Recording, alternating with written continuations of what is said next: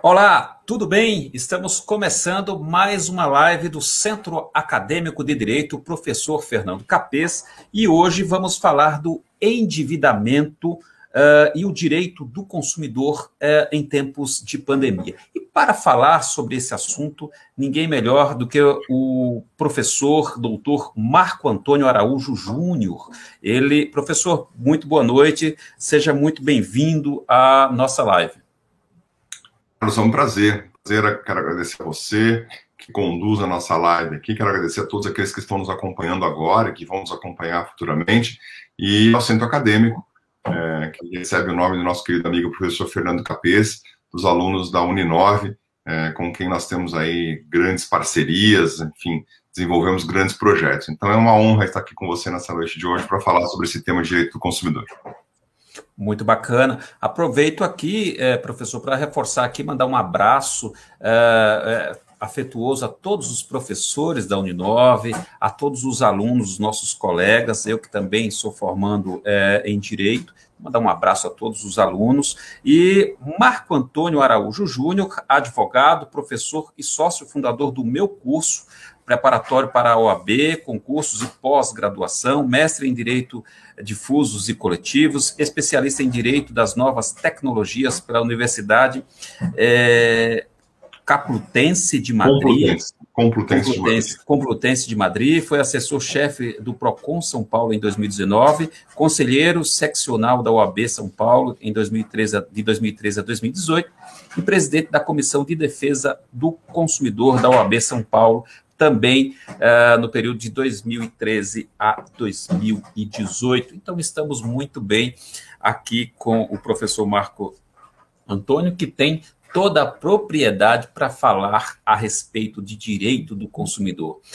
Professor, antes da gente entrar na questão da pandemia, como o senhor vê esse tempo do Código de Defesa do Consumidor? Como é que o senhor avalia a criação e a implantação do Código de Defesa do Consumidor? Temos aí, em todo esse período em que o Código de Defesa do Consumidor, o senhor vê a implantação dele sendo totalmente executada no Brasil? Ele tem uma eficácia aplicada em nosso ordenamento jurídico, na nossa sociedade? O Código de Defesa do Consumidor, ele é cumprido ou ainda temos pontos a melhorar, a evoluir com relação ao Código de Defesa do Consumidor?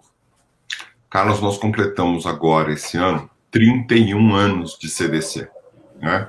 Então, já deixou de ser um jovem código para ser um código aí de 30 anos, né? 31º ano da publicação do Código de Defesa do Consumidor. Nesses 31 anos, o que dá para garantir, Carlos, é que uma coisa é certa: o consumidor evoluiu com relação à consciência dos seus direitos, né? O consumidor começou a ter percepção daquilo que é direito efetivo que tem, começou a ter percepção de como ele vai conseguir fazer valer os seus direitos. Então, o consumidor que já tinha vez, agora ganha voz. Ele consegue projetar os seus direitos dentro da sociedade de consumo. É lógico que isso ganha potencializa a voz do consumidor as redes sociais. As redes sociais passaram a ser um canal fortíssimo para dar voz ao consumidor que já tinha direitos previstos num código. O nosso Código de Defesa do Consumidor é o que a gente chama de legislação multidisciplinar, né? Envolve mais de uma disciplina, porque ele está ali, de alguma forma, ele se relaciona com o direito civil, ele se relaciona com o direito administrativo, ele se relaciona com o direito penal, porque ele tem um conjunto de regras penais, ele se relaciona com o processo civil, e não só uma legislação multidisciplinar, é um microsistema legislativo. O que significa isso? Significa que naquela década de 90, cara, o legislador entendeu por bem construir sistemas legislativos em torno de algum assunto específico. Então, o que fez o legislador? Ele pegou o tema consumidor e criou em torno dele toda a defesa do consumidor, envolvendo direito, tutela material, tutela processual, tutela administrativa, tutela criminal. Fez o mesmo com o idoso. Pegou o tema idoso e em torno do idoso colocou lá tutela material, tutela criminal, tutela administrativa. Fez o mesmo com criança e adolescente. Então, o que ele fez? Ele criou textos com todas as tutelas envolvidas na mesma legislação, no mesmo diploma. Isso é interessante. Fez do nosso Código de Defesa do Consumidor uma legislação padrão, modelo para várias outras legislações no mundo inteiro. É bem verdade que a gente tem muita coisa lá que ainda não é efetivamente aplicada. E essa aplicação passa, primeiro, pela do consumidor, que é o que está acontecendo depois de 30 anos, talvez depois de 25 anos. E segundo, por uma consciência do Estado. E aqui eu falo do Estado legislador, do Estado julgador, né? Então legislativo, executivo, e do Estado executor, do Estado aliás, do judiciário. Então, eu estou falando dos três, legislativo, executivo e judiciário. O Estado tem criado a consciência de que não é um mero direito que a Constituição determinava. A Constituição determinava a defesa do consumidor. Né? Não é só garantir direitos, é defender o consumidor na prática. Mas, eu vou deixar para a gente discutir isso mais para frente, mas, ainda assim, temos alguns retrocessos na defesa do consumidor.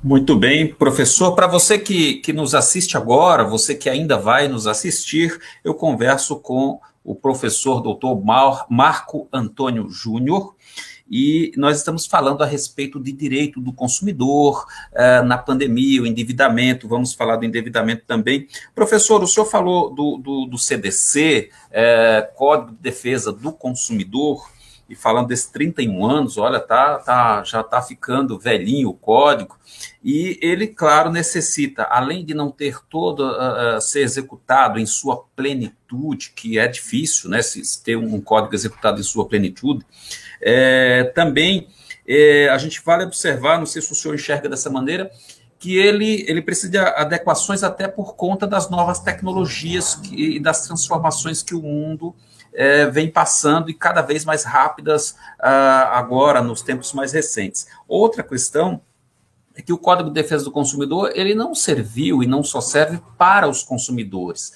ele também serviu, deu um norte para que as empresas também tenham um comportamento cidadão e cumpram os direitos que os cidadãos têm. Então, não foi só um benefício para os cidadãos, mas também para que as empresas possam atuar dentro da lei. Então, o Código de Defesa do Consumidor vejo como uma lei específica e que serve tanto para quem presta serviço ou produtos, bens e serviços e produtos, mas também para o consumidor. Então, é um ganho geral dentro da sociedade brasileira, né? Eu não tenho informações se outros países têm códigos similares ao Código de Defesa do Consumidor, se o senhor tem essa informação.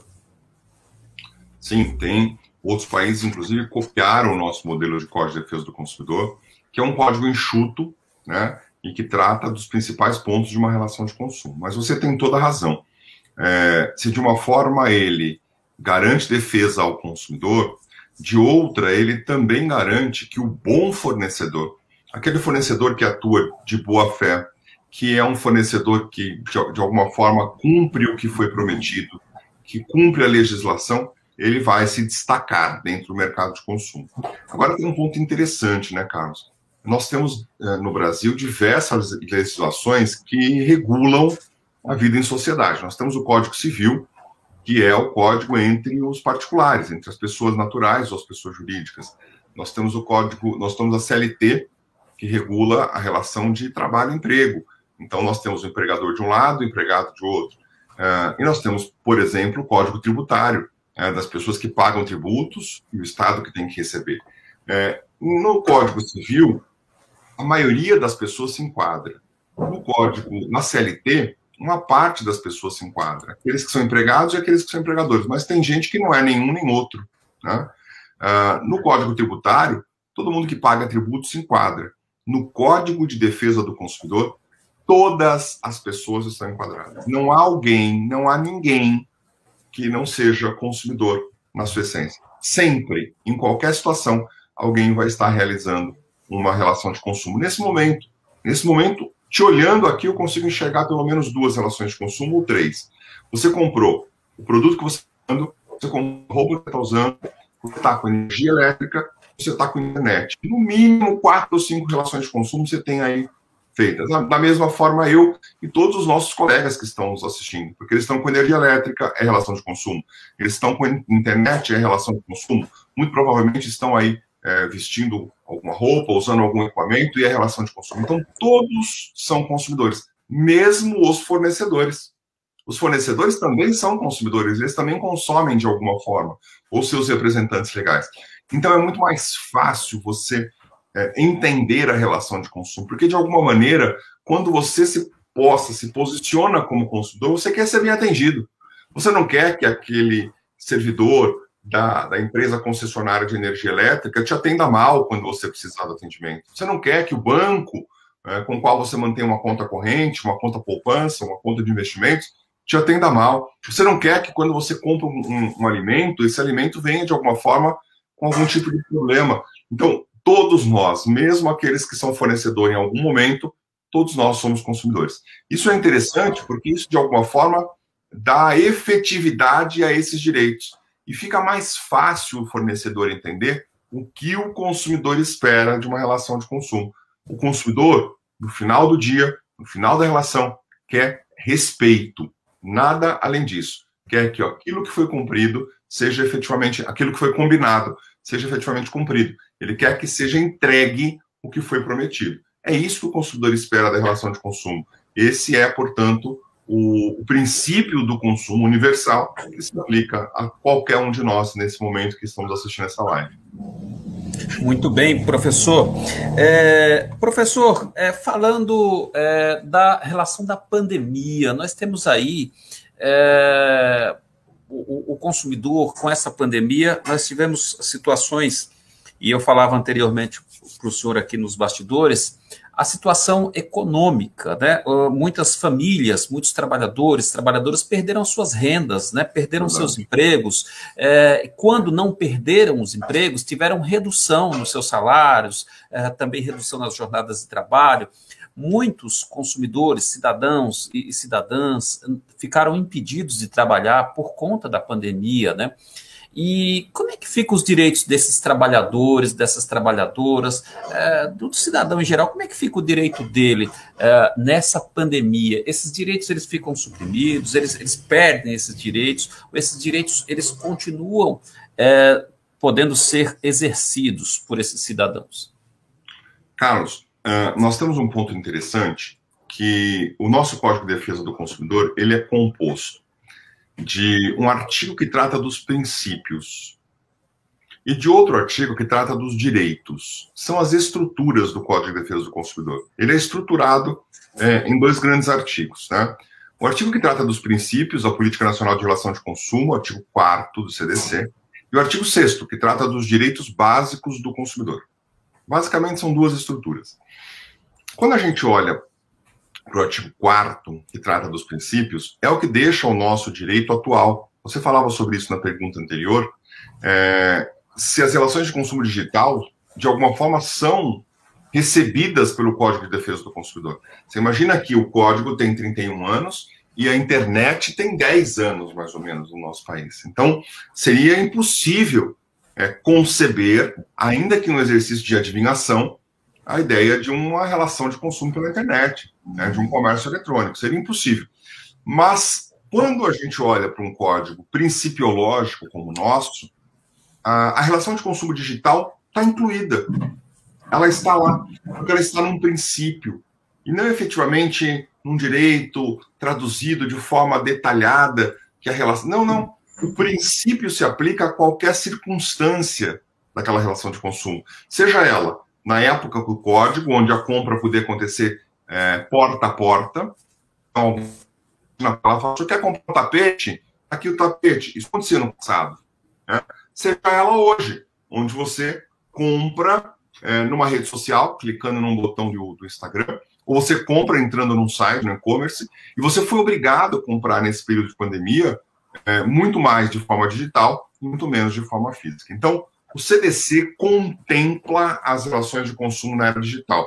Eu sou feliz em dizer isso, porque eu coordeno uma pós-graduação, que é uma pós-graduação de Direito do Consumidor na era digital. Então, a gente estuda exatamente como a era digital recebe o Código de Defesa do Consumidor. E isso é de uma grande aplicação.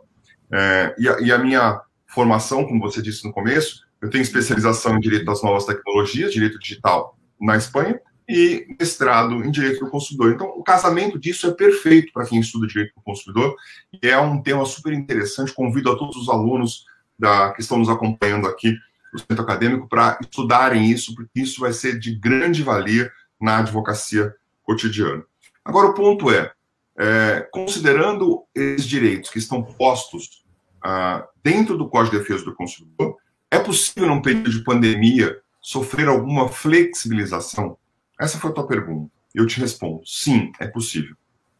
Porque dentro dos princípios do artigo 4º do CDC, um deles fala que os atores da relação de consumo e todos os executores da defesa do consumidor, e aí o Estado enquanto julgador, o juiz, o Estado enquanto executor, o PROCON, por exemplo, o executivo, o Estado enquanto legislador, o legislativo. Então, todos os atores e mais os executores da Política Nacional de Relação de Consumo devem levar em consideração um princípio muito importante, que é o da harmonização dos interesses. A harmonização vem de harmonia, e harmonia quer dizer equilíbrio.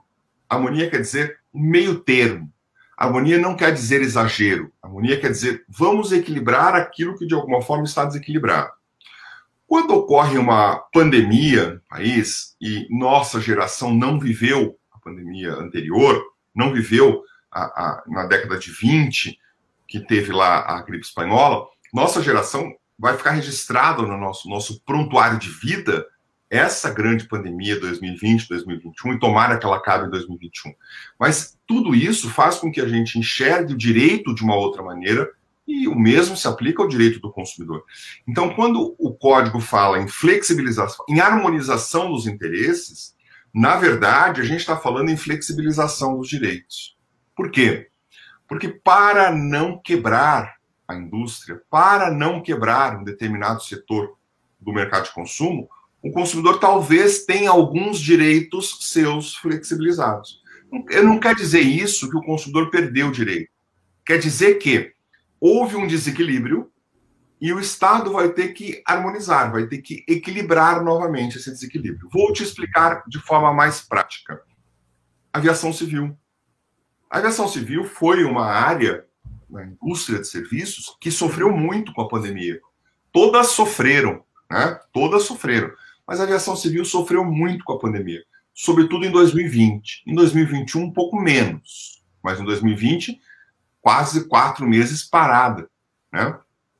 Então, a aviação civil, e aí tem uma troca aí, né? A aviação civil, se enxergou, civil, do verbo ver, numa situação complicada e buscou, então, auxílio do governo federal, que editou a medida provisória flexibilizando os direitos do consumidor.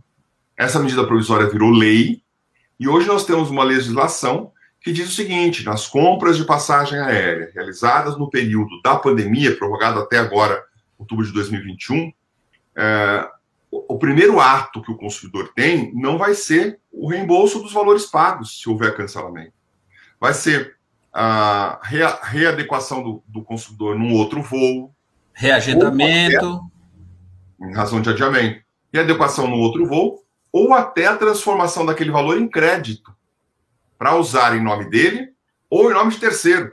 Essa regra não existia em nome de terceiro. Ela foi flexibilizada agora também. Então, observe, Carlos, eu comprei uma passagem aérea e a companhia aérea pela qual eu iria voar cancelou o voo por qualquer motivo. Qualquer que seja o motivo. Eu vou lá e peço o seguinte: eu quero reembolso. O reembolso, eu posso optar pelo reembolso, mas a companhia aérea tem 12 meses para devolver o meu dinheiro. Essa regra não existia antes, ela tinha que devolver de imediato.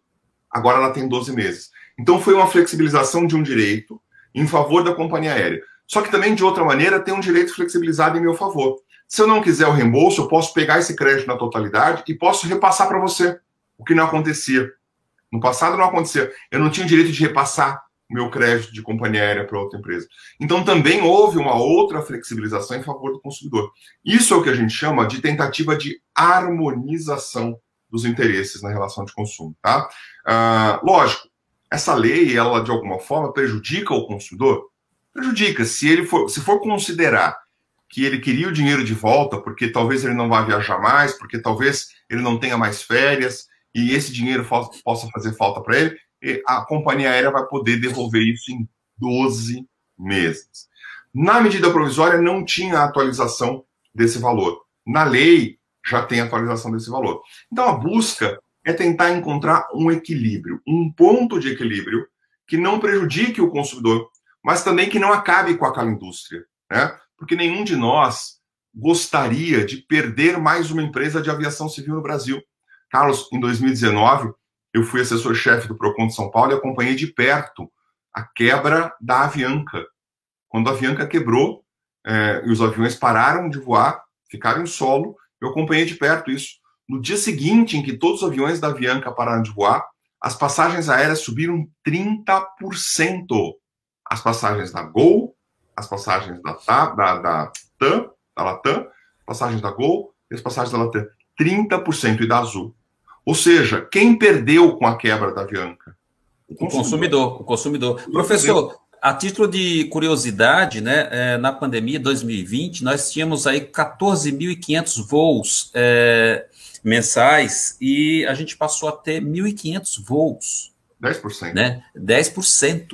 14.500 voos mensais, nós passamos a ter 1.500 voos. Então, é preciso enxergar as empresas também, porque se elas não sobrevivem, não se tem empregos, não se tem um serviço. Então, é preciso, o senhor citou muito bem, esse equilíbrio, né?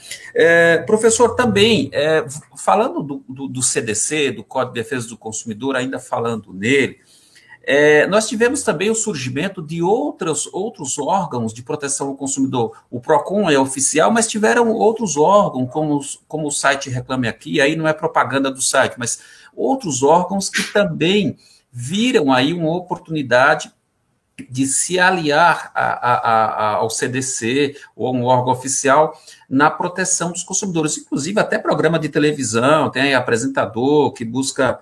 e utilizar aí o Código de Defesa do Consumidor para auxiliar consumidores em pleitos de direitos do consumidor, né?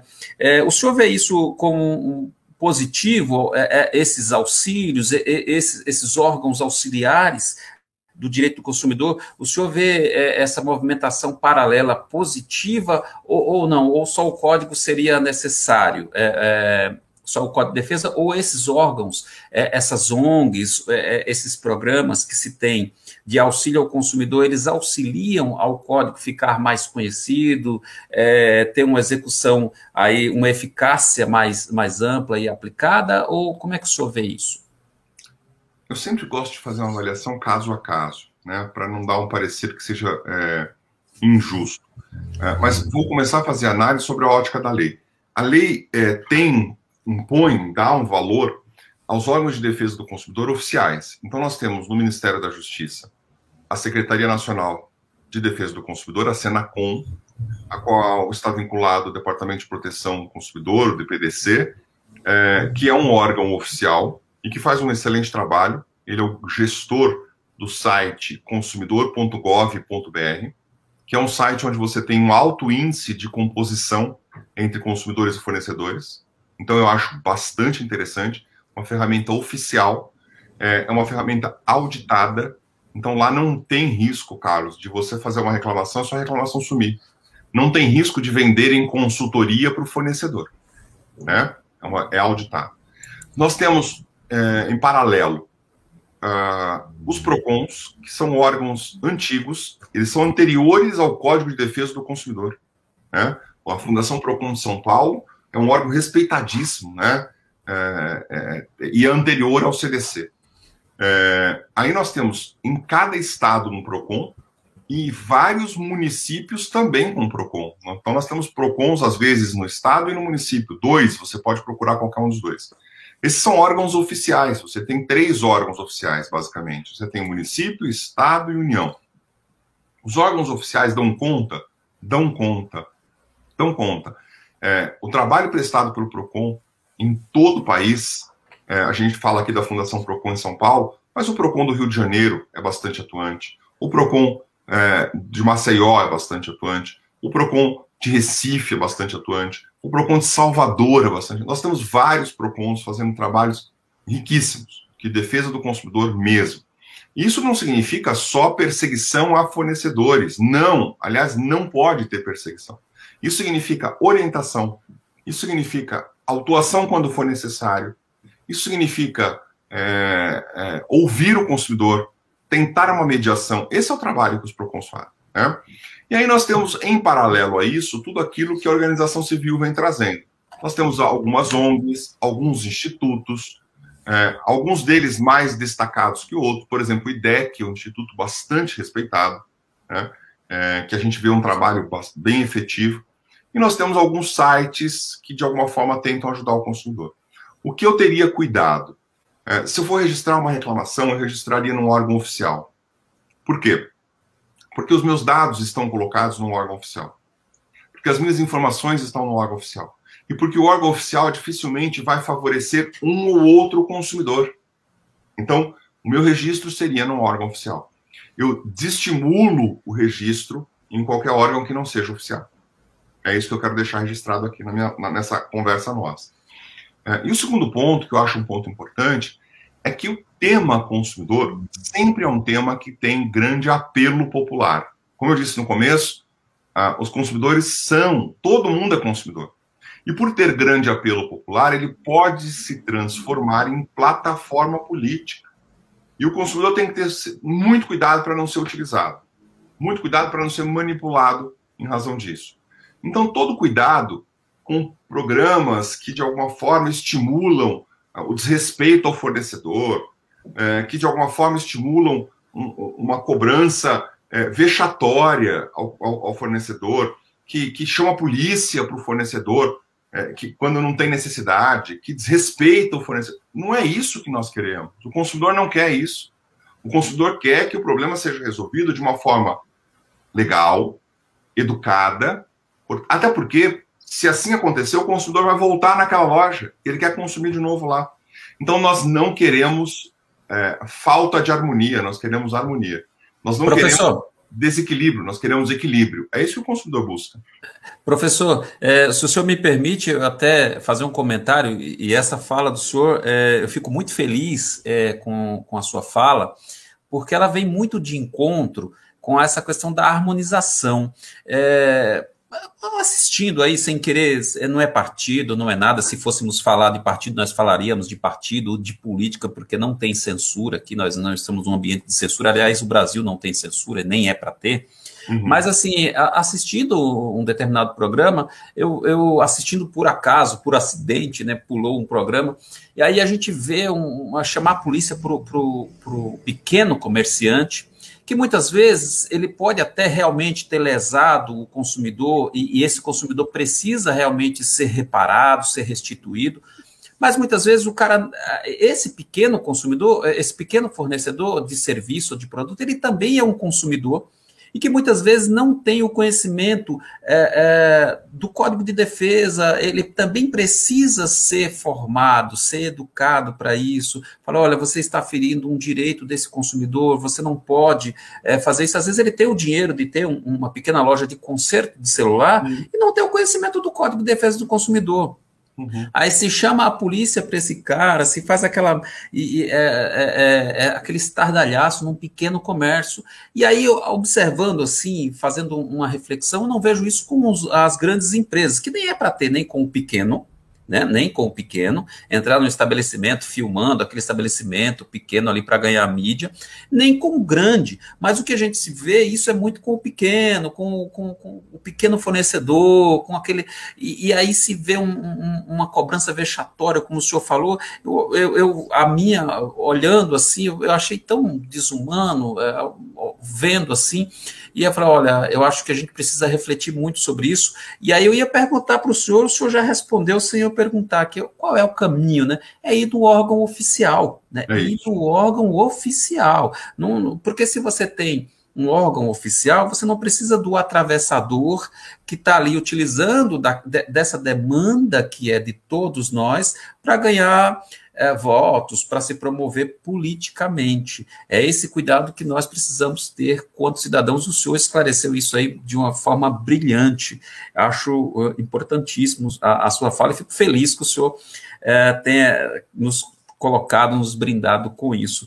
Professor, falando nessa mesma linha de consumo, e-commerce, nós temos aí muitos consumidores que todos, né, tem uma parcela da sociedade com mais facilidade com o e-commerce, mas uma grande parcela que está tendo acesso, seja por oportunidade, seja por imposição da pandemia, ela está tendo acesso ao consumo através do e-commerce, através das plataformas digitais. O senhor tem notícia de muita reclamação, de erros? Porque muitas vezes eu dou um aceite lá sem ter a consciência do que eu estou aceitando. O consumidor está amparado nessa relação de quando ele dá um aceite sem ter a consciência total desse aceite de uma compra, de um serviço. Como é que está essa relação aí? Porque já que o código tem 31 anos, o senhor falou aí que o código ele protege, né, no âmbito geral, mas vindo para esse específico aí do consumo agora no e-commerce, e eu percebo que muita gente tem dúvidas com relação ao aceite, à troca de produtos, a devolução de produtos no ambiente digital, porque nós temos regras diferentes. Eu queria até que o senhor falasse, porque quando eu compro um produto na loja física e quero trocar, eu tenho um prazo. Eu quero devolver, eu tenho um prazo. No comércio digital, como é que funciona tudo isso? Isso é muito interessante. Nós fomos todos conduzidos coercitivamente para o comércio digital nessa época de pandemia, né? As lojas estão fechadas, então quem precisava consumir pela internet, né? Pessoas que não tinham comprado, que não pagavam suas contas pela internet, tiveram que aprender como fazer isso, né? E, naturalmente, esse ambiente ficou um ambiente ainda mais utilizado do que era antes e os riscos aumentaram também. Então, se eu te disser que o ambiente digital é absolutamente seguro, eu estaria te mentindo. Ele não é seguro, ainda não tem a segurança que nós, como consumidores, gostaríamos que ele tivesse. Mas a gente precisa evoluir nesse processo, né? Uma coisa clara é que em menos de 2 meses nós tivemos 4 grandes vazamentos de bancos de dados, de informações. Muito provavelmente, Carlos, os seus dados estão disponíveis na internet. E quando eu falo seus dados, não é só o seu nome. É o seu nome, seu endereço, muito provavelmente cópia do seu imposto de renda, quanto você ganha por mês, em que conta você tem banco, muito provavelmente o saldo da sua conta naquele momento que vazou, o seu score, tudo isso pode estar disponível na internet hoje, tá? Isso é uma falha do serviço prestado no ambiente digital, tá? A gente precisa reconhecer isso. Mas daí, quem está acostumado com o meio analógico, olha e fala, mas isso não acontecia antes. Acontecia. Também era possível, eventualmente, ir lá em determinada... A gente brincava que era na Praça da Sé, né, aqui em São Paulo, mas as pessoas que estão nos assistindo no país inteiro, sempre tinha um lugar lá onde o sujeito vendia programa falso e vendia banco de dados. Tinha gente que vendia um CD com banco de dados do imposto de renda, da Previdência, né? Então, de alguma forma, o nosso dado também vazava na época analógica e também está vazando na época digital. Então, não dá para dizer que o digital propôs um novo risco. Ele aumentou o risco, mas ele não propôs um novo risco. Esse é um ponto. O segundo ponto, o consumidor tem que conhecer os seus direitos no ambiente digital. Há decretos que tratam, por exemplo, de tudo que as páginas de e-commerce devem fazer. Como deve estar, o endereço que deve estar, onde deve estar o endereço da loja, o telefone, porque não é porque ela é uma loja virtual que ela não tem que ter uma sede física. Ela precisa ter um escritório. E esse escritório tem que estar ali, o endereço desse escritório tem que estar na página que você vai comprar. Então, há alguns riscos que podem ser mitigados pelo comportamento do próprio consumidor. Se eu for comprar de forma digital, Eu não vou clicar num link que vem no meu SMS. Eu não vou clicar num link que vem no meu e-mail. Eu não vou clicar num link que vem no meu WhatsApp. Eu vou pessoalmente digitar o endereço daquela loja que eu quero comprar. Vamos imaginar que a loja chame Loja A. Então, vou digitar www.lojaa.com.br. Eu ocupo o espaço da barra do meu computador e digito esse endereço. E eu vou diretamente para aquela loja. Porque se eu clicar em algum link que veio para o meu computador, para o meu e-mail, para o meu WhatsApp, para o meu, enfim, para o meu SMS, esse link pode me levar a uma página falsa, muito parecida com a página verdadeira. Tá? Se você olhar, as duas são quase que iguais. Mas a falsa vai captar os seus dados, vai captar a sua senha e vai te provocar uma fraude. Você vai ser vítima de uma fraude digital. Então, o comportamento do consumidor continua sendo um ponto muito importante para que ele não seja vítima. Já era assim no ambiente analógico, continua assim no ambiente digital. Tá? Esse é um ponto. Alguns direitos são mais assegurados no ambiente digital do que no ambiente analógico. Você deu um exemplo clássico deles, a questão da troca. Se você compra um produto numa loja física, na rua, na avenida da sua casa ou no shopping center, e você chegar na sua casa, olhar para aquele produto e falar, me arrependi dessa compra, não devia ter feito, eu vou lá para trocar. Não necessariamente o fornecedor está obrigado a trocar. A troca só precisa ocorrer se esse produto que você comprou estiver com algum problema. O que o Código de Defesa do Consumidor chama de vício. Observe, não é defeito. Defeito é outra coisa para o Código de Defesa do Consumidor. É o que chama de vício. Então, se você comprou uma roupa e ela estava rasgada, se você comprou um liquidificador e ele não funcionava, se você comprou um computador e ele não funcionava, se você comprou uma televisão e ela não funciona, uma máquina de lavar e ela não funciona, nós estamos diante de um vício do produto. E na condição de vício do produto, aí sim, você vai lá, dá um prazo para o fornecedor resolver. O fornecedor tem um prazo de 30 dias para resolver o vício. E se ele não resolver em 30 dias, aí você pode pedir outro. Aí você pode pedir o abatimento do preço, ou você pode pedir a devolução dos seus valores. Isso na loja física. Se você compra a mesma coisa na loja digital, Carlos, você tem lá uma vantagem, uma prerrogativa que chama direito de arrependimento, que tem um prazo de reflexão de 7 dias, da data que você comprar ou da data que você receber o produto. Então eu recebo a televisão aqui, olho a televisão fechada na minha casa e falo o seguinte, eu não devia ter comprado essa televisão. Não importa o motivo, Carlos. Você pode olhar e falar, mas eu achei que ela fosse 60 polegadas e é 40. Errei. Ou você pode olhar e falar assim, mas eu achei que ela era da marca X e é Y. Errei. Ou você pode olhar e falar assim, eu comprei empolgado, mas eu não tenho dinheiro para pagar isso não. Cara, o impulso, né? O impulso de momento. Impulso, né? Comprei de inopino, de impulso, comprei empolgado, errei. Então, qualquer um que seja o motivo, no prazo de 7 dias, você devolve esse produto. Você tem um direito a devolver o produto, se arrepender da compra. Não é só a troca, é devolução mesmo. Você devolve o produto, desde que ele esteja nas condições de que ele foi entregue. Então, obviamente, a televisão tem que estar fechada. Né? Você não pode ter usado a televisão e se arrependido depois. Você não pode ter comprado um livro, aberto o livro e depois se arrepender. Não. Tem que estar, de alguma forma, garantido que você não tem acesso àquele produto ou serviço. E aí você tem o direito, nesse período, de trocar. E aí, tudo que você pagou, e ainda com possibilidade de correção, deve ser devolvido para você. Tá? Na mesma forma que você fez o pagamento. Se foi em dinheiro. Se foi em cartão de crédito, vem em estorno no cartão de crédito. Se foi em Pix, é Pix. E daí por diante. Então, esse é um direito interessante que fala do direito de arrependimento, muito mais do que o direito de troca. A troca na loja física, porque você não gostou, só ocorrerá se ela for combinada. Como é uma regra de costume, e o costume também faz lei entre as partes, né? Então, é uma regra de costume, você comprou, veio, olhou, o tamanho não estava bom, você volta lá e fala, eu quero trocar.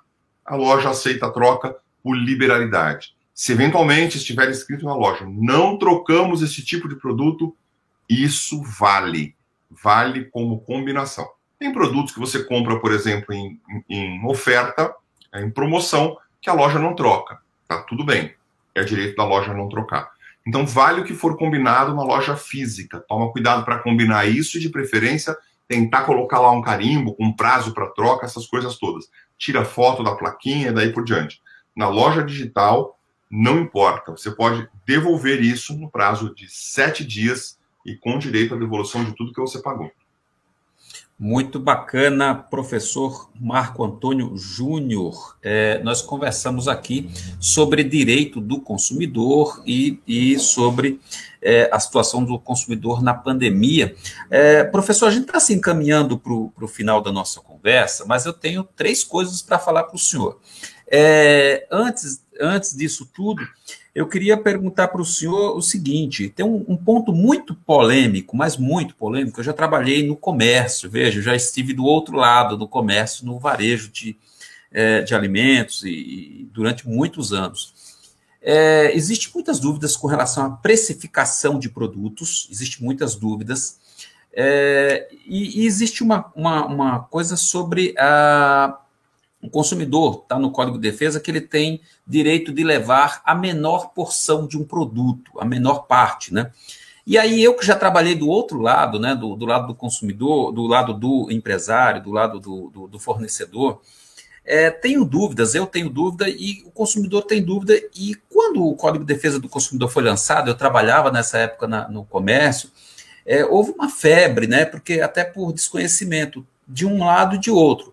A indústria, o comércio queria segurar, o consumidor queria levar, aí tem uma questão que é a unidade do produto. Por exemplo, eu vou comprar fósforo ou eu vou comprar papel higiênico, e eu não tenho a indústria, aí eu fico pensando, eu não sei se eu estou certo nessa reflexão, que a indústria deveria fornecer para os revendedores, que são supermercados, os varejistas, as porções menores, para que esses mercados, esses revendedores, vendessem as porções menores.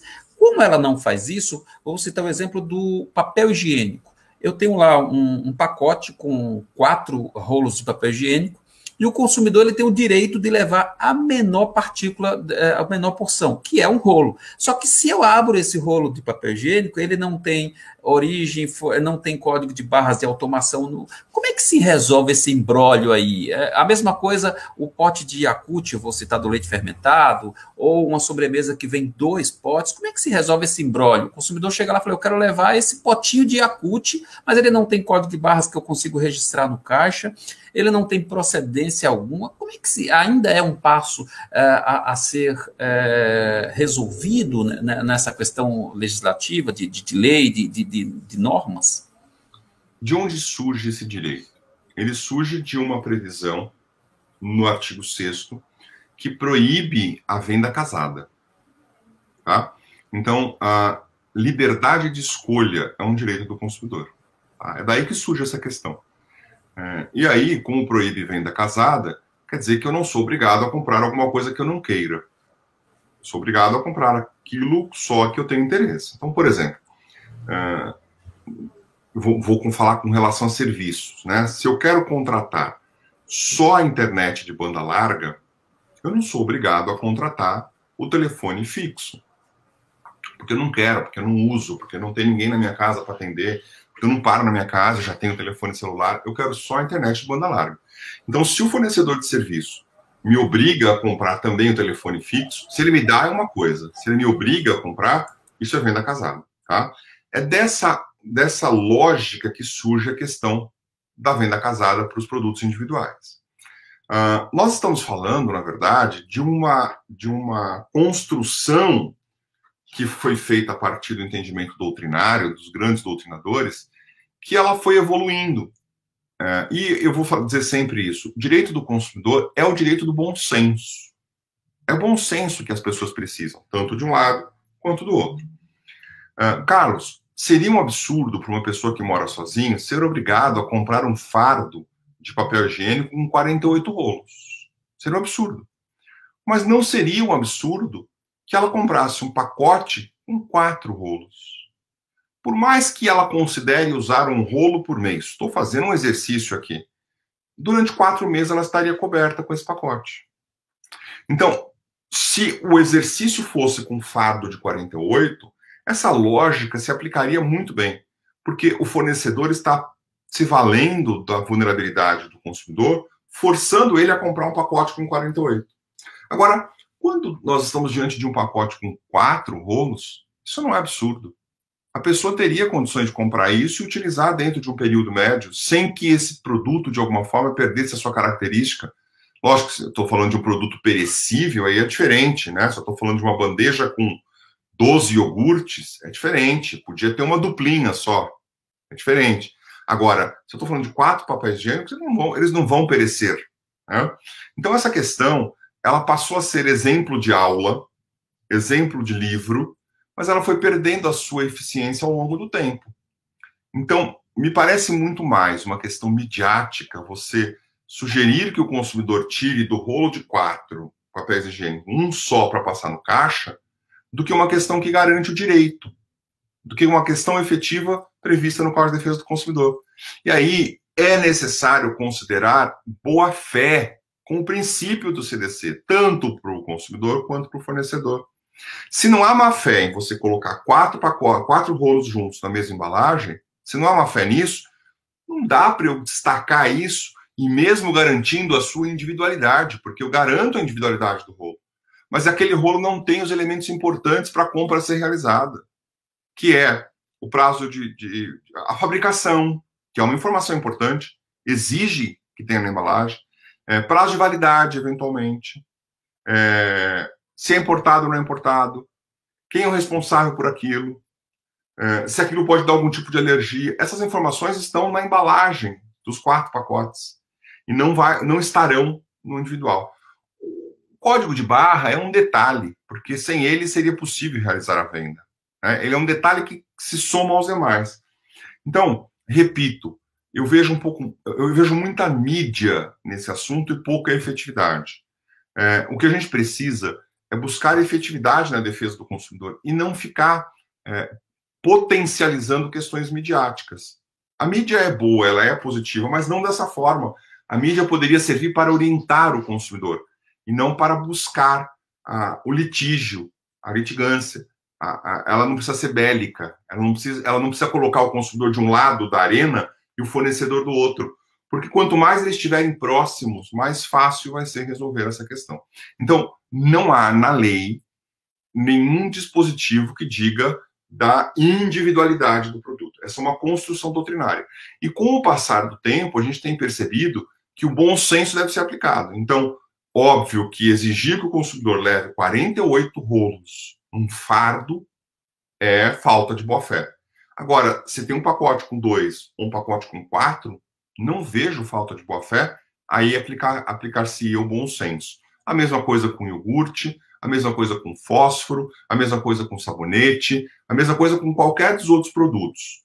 Enquanto isso, do outro lado, a gente tem um grande fornecedor fazendo você comprar 2 ou 3 coisas ao mesmo tempo, fazendo você pagar 2 ou 3 coisas ao mesmo tempo que você não consegue sequer discutir.